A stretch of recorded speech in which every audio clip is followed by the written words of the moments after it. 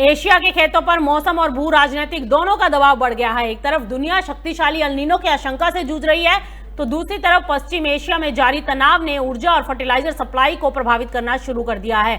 इन दोनों संकटों का सबसे बड़ा असर अब कृषि क्षेत्र पर दिखाई देने लगा है। धान, गेहूं, पाम ऑयल और दूसरी प्रमुख फसलों के उत्पादन को लेकर चिंताएं बढ़ गई हैं और वैश्विक खाद्य बाजार की कीमतों में उछाल का खतरा मंडराने लगा है। मौसम जानकारों के अनुसार साल 2026 के दूसरे हिस्से में एक शक्तिशाली एल नीनो विकसित होने की संभावना है और विश्व मौसम संगठन के अनुसार जून से अगस्त के बीच एल नीनो बनने की संभावना लगभग 80% तक पहुंच चुकी है और इसका असर सबसे पहले एशिया के कृषि क्षेत्रों पर दिखाई देगा। भारत, थाईलैंड, वियतनाम, इंडोनेशिया और ऑस्ट्रेलिया के कई हिस्सों में कम बारिश और अधिक तापमान की स्थिति बन रही है, जिससे बुआई और उत्पादन दोनों पर दबाव बढ़ सकता है। जानकारों का कहना है कि एल नीनो की वजह से दक्षिण और दक्षिण पूर्व एशिया में सूखे जैसी परिस्थितियां बन सकती हैं, जबकि कुछ क्षेत्रों में अत्यधिक बारिश और बाढ़ का खतरा भी बढ़ सकता है।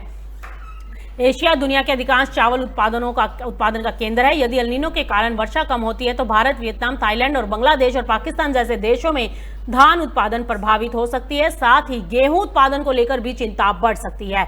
सूखे और गर्म मौसम की वजह से कई क्षेत्रों में पैदावार पर दबाव बढ़ सकता है, जिससे खाद्य सप्लाई प्रभावित हो सकती है और भारत के लिए ये स्थिति बहुत ही महत्वपूर्ण है, क्योंकि देश की लगभग आधी कृषि भूमि अब भी मानसून बारिश पर डिपेंड करती है। हाल ही में मौसम विभाग ने 2026 के मानसून को 11 सालों में सबसे कमजोर मानसून में से एक बताया और बारिश को दीर्घकालीन औसत के लगभग 90% से कम रहने का अनुमान बताया। जुलाई अगस्त में बारिश कमजोर रहती है तो धान, दलहन, तिलहन, कपास और मक्का जैसी खरीफ फसलों पर असर पड़ सकता है। हालांकि भारत के पास फिलहाल चावल और गेहूं का पर्याप्त सरकारी भंडार मौजूद है, लेकिन कमजोर मानसून की स्थिति में सरकार को खाद्य सुरक्षा और निर्यात नीति दोनों पर नजर रखनी पड़ सकती है।